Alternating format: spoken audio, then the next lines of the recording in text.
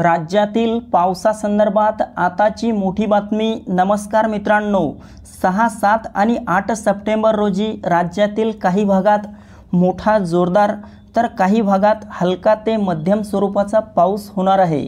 तर जाणून घेऊयात हा पाऊस महाराष्ट्राच्या नेमक्या कोणत्या जिल्ह्यात होणार याविषयीची सविस्तर माहिती। पण त्यापूर्वी दररोज हवामान अंदाज बघण्यासाठी आपल्या YouTube चॅनलला सबस्क्राइब करा। मित्रांनो, 6, 7 आणि 8 सप्टेंबर रोजी आपल्याला उत्तर महाराष्ट्रात नाशिक, मालेगाव, नंदुरबार, धुळे, जळगाव, चाळीसगाव, मनमाड आणि तसेच खानदेशातील इतरही आसपासच्या भागात मोठा पाऊस झालेला पाहायला मिळेल।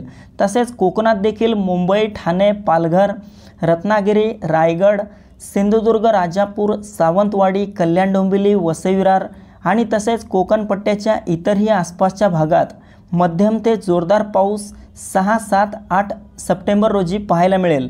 मध्य महाराष्ट्रातील पुणे, सातारा, सांगली, कोल्हापूर, सोलापूर आणि अहिल्यानगरच्या भागात ढगाळ वातावरणासह हलका ते मध्यम स्वरूपाचा पाऊस या दरम्यान 6, 7, 8 सप्टेंबर दरम्यान भाग बदलत झालेला पाहायला मिळेल। मित्रांनो, जिल्ह्याचा उल्लेख केला म्हणजेच या भागांमधील गावांचा आणि तालुक्यांचा देखील यात समावेश झालेला आहे। या दरम्यान आपल्याला कोकण आणि उत्तर महाराष्ट्रात मोठा वादळी वाऱ्यासह पाऊस पाहायला मिळू शकतो। या दरम्यान राज्यातील पावसाचा जोर देखील वाढणार आहे। मित्रांनो, मराठवाड्यात मात्र छत्रपती संभाजीनगर, जालना, हिंगोली, परभणी, नांदेड, बीड, लातूर, धाराशिवच्या भागात हलका ते मध्यम स्वरूपाचा पाऊस आपल्याला 6, 7, 8 सप्टेंबर रोजी झालेला पाहायला मिळेल। विदर्भात देखील आपल्याला अकोला, अमरावती, नागपूर, गोंदिया, गडचिरोली, भंडारा, चंद्रपूर, बुलढाणा, वर्धा, यवतमाळ, वाशिमच्या भागात मध्यम ते हलक्या स्वरूपाचा पाऊस 6 ते 8 सप्टेंबर दरम्यान झालेला पाहायला मिळेल। मित्रांनो, 9 सप्टेंबर नंतर राज्यातील पावसाचा जोर ओसरणार आहे। काही दिवस पाऊस विश्रांती घेणार आहे। मात्र हे 3 दिवस राज्यात बहुतांश भागांमध्ये चांगल्या स्वरूपाचा पाऊस होईल।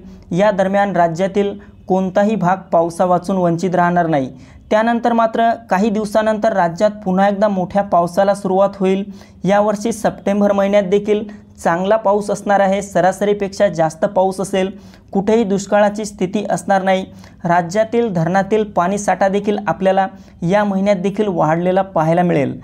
तर मित्रांनो, ही महत्त्वपूर्ण माहिती आपल्यासोबतच इतरांना पण शेअर करा। व्हिडिओ आवडला असेल तर व्हिडिओला लाईक करा आणि आपण कोणत्या भागातून हा अंदाज बघत आहात हे देखील आम्हाला कमेंट बॉक्समध्ये कळवायला विसरू नका। धन्यवाद।